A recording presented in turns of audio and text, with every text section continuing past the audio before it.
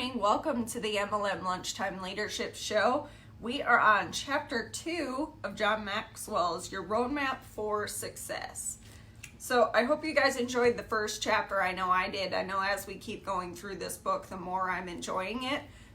And it's a good book to go over while we're in this quarantine, because as we have so much time right now to really sit and think about ourselves, this is a good time to reflect and decide where you want to go. So on this chapter, we're talking about dreams. So if you could go anywhere, where would you like to go? What trips would you want to take? Where do you want to go in life? There are 3 reasons people don't take these trips. Number 1, they're like, I don't have enough money, I don't have enough time, or I just don't have anybody to go with me.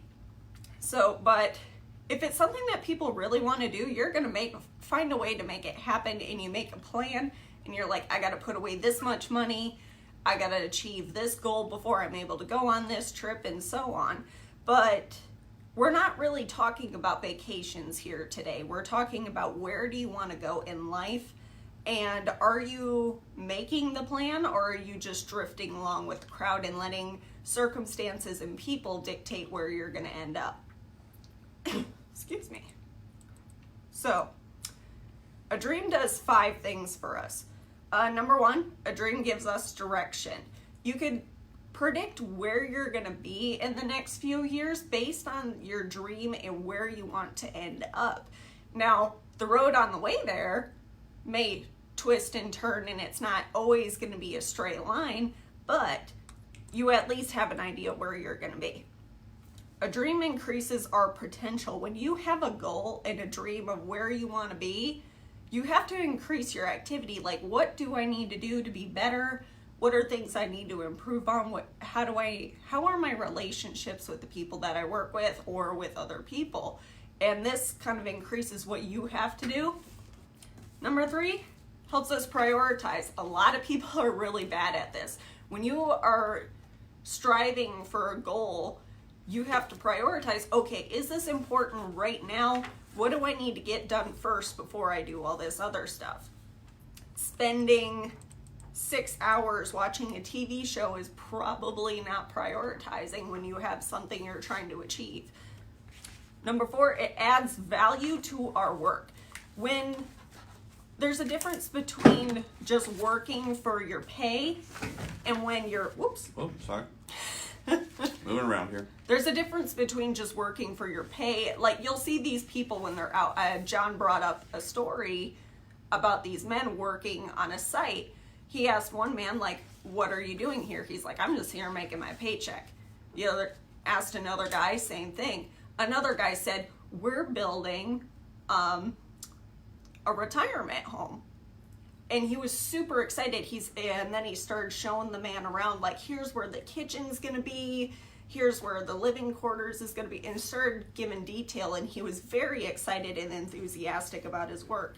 And that's what a dream does. Because a lot of people don't like their jobs, but then if you have a goal in mind and a dream of, like, this is what I want to happen, you then become excited about the work rather than dreading it. Number 5, predicts our future. This is something that I've already said. And then we're going to go into stages of developing a dream. If you don't have one yet, it's okay, but we're also going to go over how to get that set up.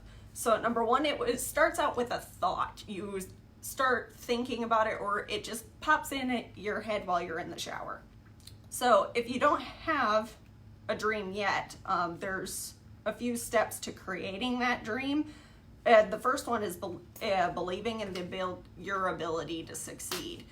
And you have to believe that you're actually going to get there. If you start thinking, oh, well, maybe it's not going to happen, or if you share it with somebody else and somebody's like, no, that's a stupid idea. You have to believe in yourself first before everybody else tags along. So get rid of your pride. Pride keeps you from trying new things and asking questions for fear of looking stupid.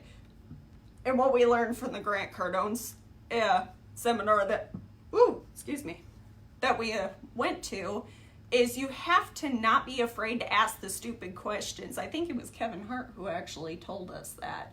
He's like, I had to look stupid and ask all the stupid questions, but he's like, I don't want to end up being one of these poor rich people who didn't ask the stupid questions so that way I could be smart later. It's okay to ask the questions. And then cultivate constructive discontent. It's okay to not be content with where you are. Now, you'll get a lot of feedback from different people. They're like, why can't... Oh, you really did move that. I really did move it. There we go. I fixed it. Okay. You're going to get a lot of people that say, why can't you just be happy with what you have? Why aren't you have so much? Or when are you going to be satisfied? And it's okay to continuously be discontent, because that's what makes us grow and that's what gets us further in life. But you're going to have those people that are going to constantly be in your ear, like family, friends, and they're like, when are you going to be satisfied? And it's okay to be discontent. Escape from habit.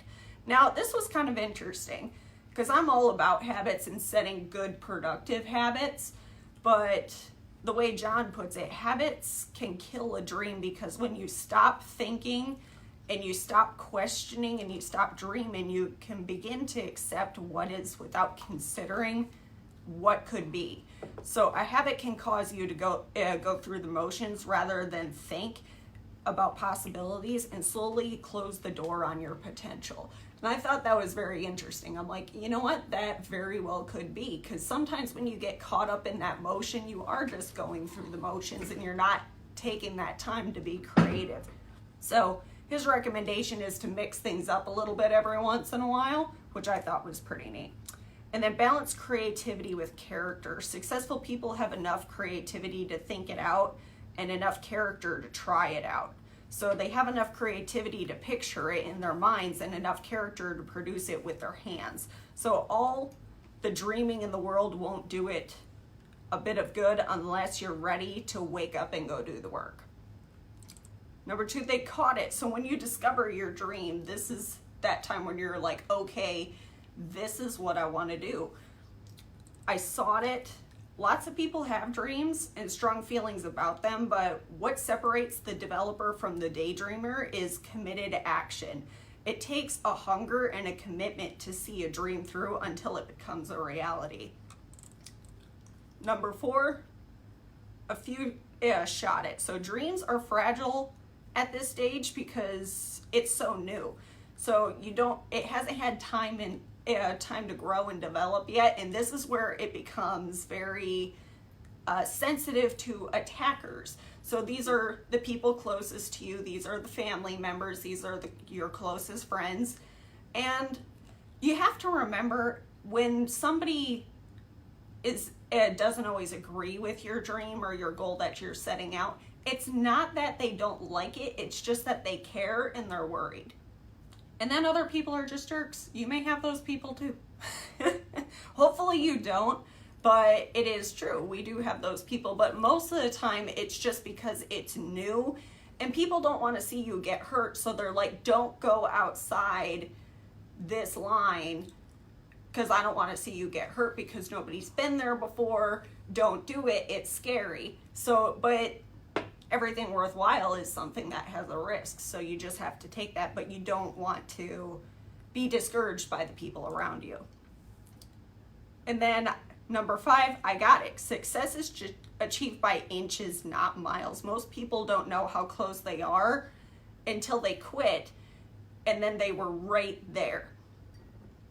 Number 6, some others fought it. So when you're trying to realize your dreams, sometimes you'll be surprised by which people want to light your fire and which ones want to put it out.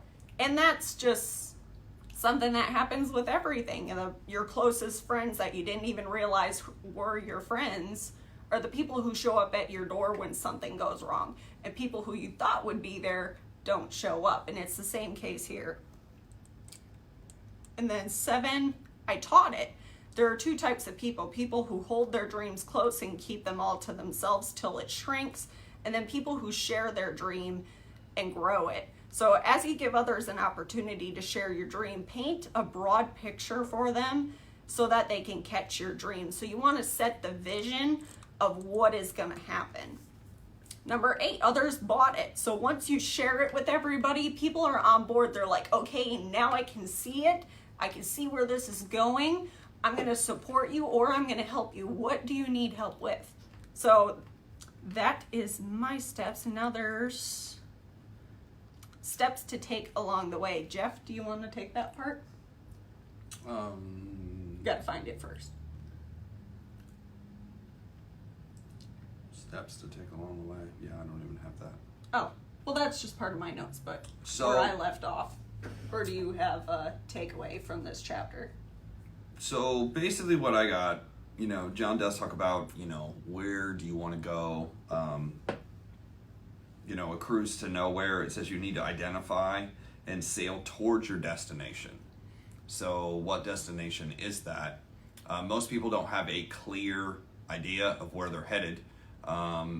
Society, the 40-40-40 plan, 40 years at $40,000 for 40% of what you couldn't live on to begin with, is basically what gets taught to most people. Like, that's success, is if you can get yourself into a rut. And the system is set up to basically trap you. If you kind of look at, go to school, get good grades so you can get into a college, the college puts you in debt in about 99% of the cases.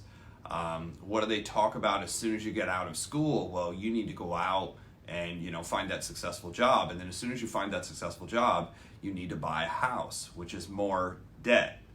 Once you buy a house and you're in more debt, you've got debt with school, you've got debt with a house. The house is usually set up on a 30-year mortgage.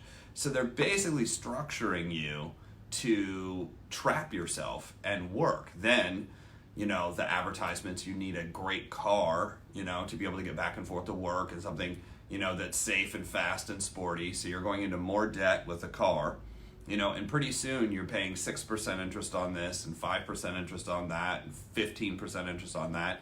And of course you want to fill the house with shit you can't afford. So then you're going to go after what? Furniture, and, you're going to buy a TV and a bunch of DVDs at 12 or 15 or 18% interest. And I watch people do this all the time, and I was one of them.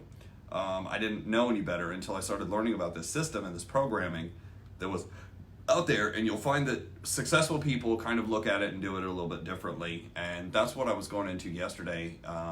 One of my coaches or mentors, David Bird, talked about, if you really want to get out of doing that, the first thing you have to learn, and this necessarily isn't in John's notes, but the first thing you have to learn is there's more than one way to make money.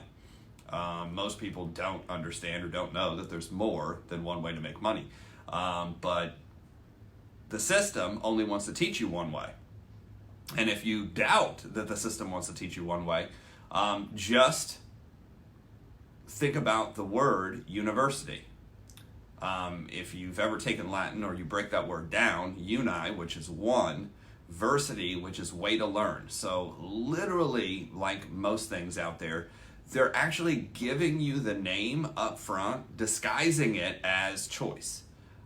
University, one way to learn. So they're only teaching you one way to learn how to do what? How to make money.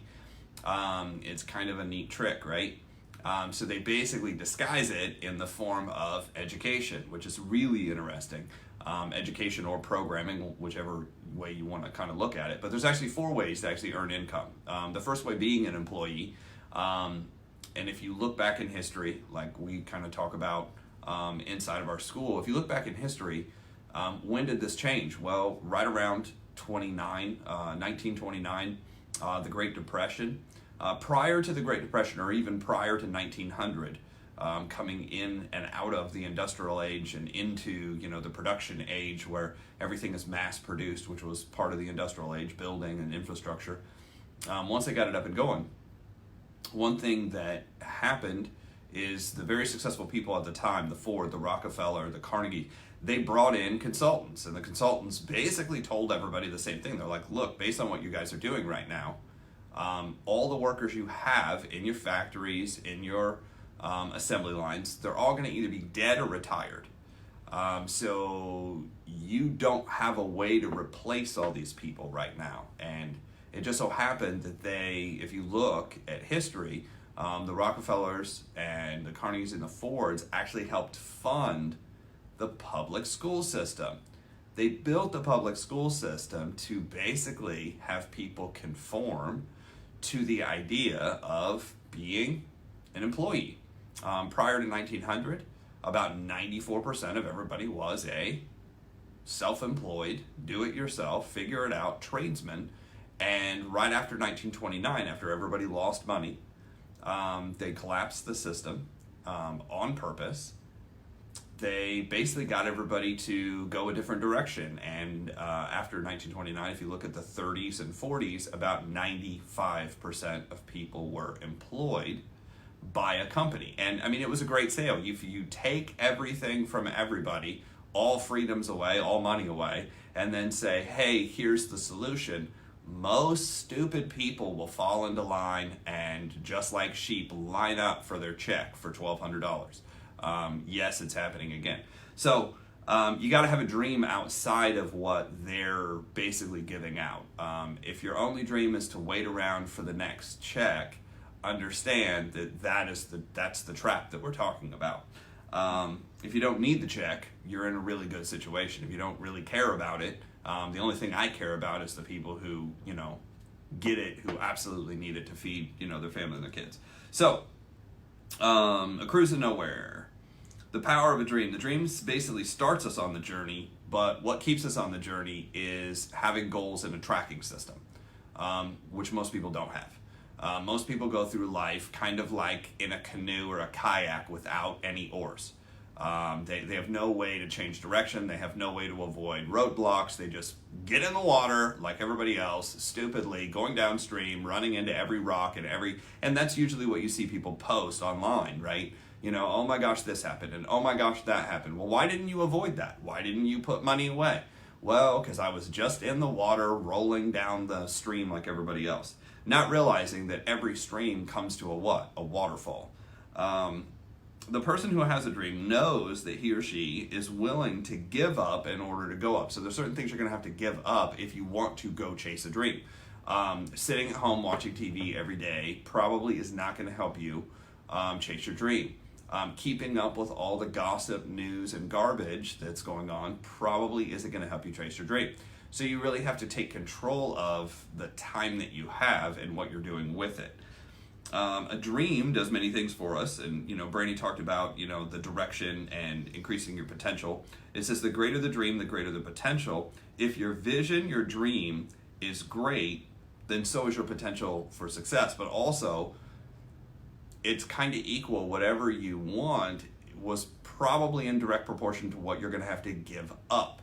And that's what, a lot of people are not willing to do. They're like, I'm not willing to give up temporary entertainment for long-term success. Most people want it right now. Therefore, they're not going to save for it. They're not going to buy it outright. They're going to pay 30% interest on a TV that in 2-3 years, by the way, the new TVs, the big ones that, look really awesome, they're built to only last about 4 to 5 years, for those of you who don't know that.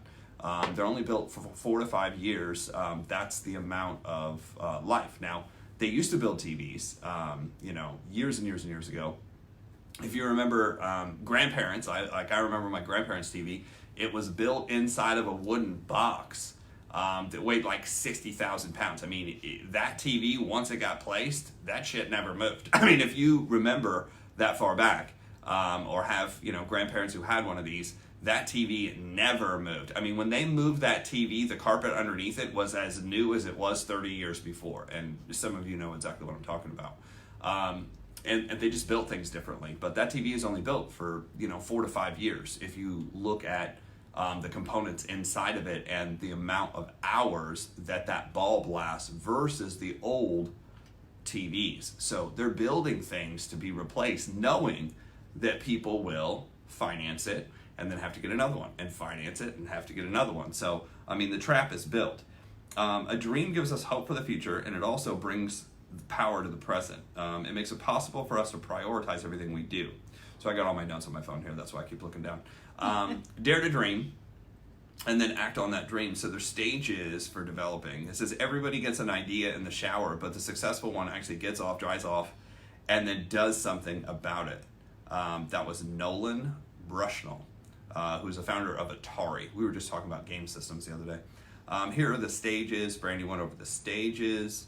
I'm just going to kind of forward through all that. It says, between saying and doing, there are many pairs of shoes worn out. Italian proverb. When a seedling oak is only a year old, a child can pull out that tree by its roots. But once it's had time, basically to become firmly established, even the force of a hurricane can't knock it down. So that's kind of how you develop a dream, where, again, you go over it again and again and again, and you refine it, and you design it. And there's more and more detail, and there's more and more visualization, to the point where that dream is so foundationally rooted, no matter what you go do from now on, it basically drives you, it pulls you, rather than the programming that you already have from all the crap that's out there. Your daily ability to live your dream may be closer than you actually think. It says you'll find that people fall into two groups: firefighters and firelighters. Firefighters is basically, you get a dream, you kind of get on fire, and then what do people do? People come in with, water and try to talk you out of it. Well, you don't want to get too excited. You don't want to work too hard. You don't want to burn the candle at both ends. I'm like, well, the wick is at both ends, stupid. You can burn a candle at both ends. And by the way, you can't take any of this shit with you. So, eventually it's all going to be gone, at least for you. So, do what you can do during your time. I tend to try to avoid anybody that tries to be, well, I just want to be comfortable. Anytime I hear that, basically I know right away, this is not a person who's going anywhere. Anybody who wants to be comfortable, I just want to be comfortable. I just want to be secure. I don't want to have to work hard. Like, I try to avoid those people like the plague. I would rather be in, a room full of people who have this virus than people who have that virus. It's much more dangerous. It'll kill you faster than anything else that's out there. Not that I want anybody to get either virus, but you know what I mean. Firelighters, these are people who want to help you and are willing to do basically what they can to basically make the fire burn brighter. They're going to help you along the way design that. It says when it comes to white hot desire, and we learned this from Think and Grow Rich, this was kind of my note. It says you have people who bring water, you have people who bring wood, and then you have people who bring gasoline. You're looking to spend your most time with the people who bring gasoline. The people who bring gasoline to the fire, in this case, what we're talking about, not burning anything down, but like actually adding fuel to the fire, meaning adding dreams to what you're already trying to accomplish. They're expanding, stretching, helping you move forward. Any dream that's worthwhile is worth sharing. So, as you paint a picture, remember to include. So this is like when you are dreaming, when you are thinking about things, these are things to include. It says, you want to include the sun, so you have a way to light the ways. You want to include the mountains. The reference here is the mountains are basically the obstacles. You want to know what obstacles you're going to face in going. You want the birds, the flowers, the path. You want yourself. You want the other people around you to kind of light the way and show the way to your dreams. Tony's here. What's up? Jesse, what's going on? Actually, I'll be coming up to Chicago once this is all over. I just talked to a couple guys up there. So hopefully we'll be able to meet up, grab some coffee, actually see people face to face. Won't that be cool? Probably still won't be able to shake hands, so namaste to everybody. Now more than ever, people are looking for heroes. And we're talking about real heroes and real leaders who can basically help other people achieve, and people who basically want to take others with them on the journey. So the question is do you have a defined dream? Do you have goals behind it? Do you have a plan? The greater the journey, the more committed basically you have to be. So there's questions out there. So this is a list of questions to kind of ask yourself where you're at and what you're doing. The first one is what are my talents? Like what are my talents? Strength Finder. There's a book called Strength Finder that's really, really good. Next, it says, what is my greatest character strengths? John Maxwell talks about there's a couple different people you want to ask. You want to ask yourself, then you want to ask somebody, family-based that's close to you, and then you also want to ask people you've worked with. Because it's interesting that people will see that you have different strengths out there. What do others who have nothing to gain say that I'm good at? So this is somebody who isn't a, superior, or isn't, somebody on your team who, can benefit from what you're doing. This is somebody from the outside. What unique life experiences prepared me for what I'm doing? So one thing that we were talking about inside of our school, where we teach, basically direct sales. We have a weekly class. One of the things we were going over is exactly this, is what unique experience you have, and you'll find that people will relate more and gravitate more to your failure than they will to your success. So something to keep in mind if you're telling stories, people will gravitate more to your failures than they will to your success. So telling everybody of, you figured it all out, that's not quite as attractive as somebody who's messed it all up. And don't we all like that story of somebody who struggled and messed it all up, and the relatability of, hey, that's just like me. That's what people buy into. That's what people fall in love with. That's what people lock into. So that's one of the keys to building a giant business, is just being able to share those type of stories and have other people share those type of stories, because that's what people buy into. What is my greatest passion? The thing I love to do so much that I gladly do it for free. Next question. What is important to me, and what would I be willing to die for? Then you have, what are all my current resources? So who can you reach out to? What do you have right now? If you have a place to live, and you have food, you have more than what basically a third of the world has. Just that. If you have a place to live and you have food, you have more than what a third of the world has. We're not talking about, well, I don't have, filet mignon and I can't go out to a restaurant. That's not what we're talking about. We're just talking about like basic food nutrition every day. And the nutrition part, that's probably questionable based on what you buy. So what are all my current resources? If you had to list all the current resources you have, especially if you live in the United States or Canada, you probably are doing better than a third of the world.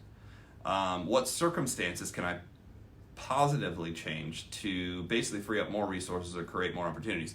So this is something that Eric Worre, I know, talks about, which he's going to be on his live. I think Tony Robbins comes on in here in a couple minutes, so I'm going to jump off so I can get on that as well.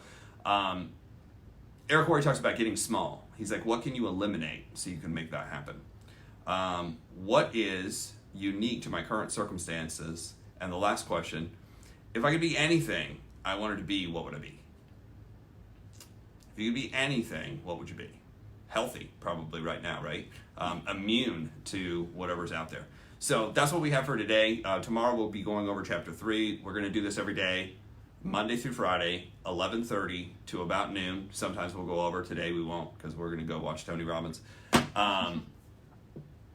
And if you want notes, the notes, so basically what I do is every time I read a book, I'll actually take all the notes and then kind of make the Cliff Notes, Jeff Notes, to whatever book I'm going through. Then I email those notes to myself, so that way I have them. Several people have asked me for the notes to kind of get the Cliff Notes so they can read through and see if they want to get the book or see if they want to study the book. I still suggest going and getting the book and reading it yourself and taking your own notes. But if you want my notes, go ahead and direct message me. If you text me, that's great. If you instant message me on Facebook, that's great. Give me your email and we'll load you into the system, so that way every day that we do this, you'll just get the notes and the update, and that'll also probably remind you to go watch the show. So we appreciate everybody for jumping on. Adam, what's happening? Right now you can jump over to Eric Worre's page, I believe. I don't know if you have to sign up for it. I did. But he's going to do kind of a world tour, and Tony Robbins, he's got a bunch of people on. So we're going to head over to that. Appreciate everybody for being here. Thank you.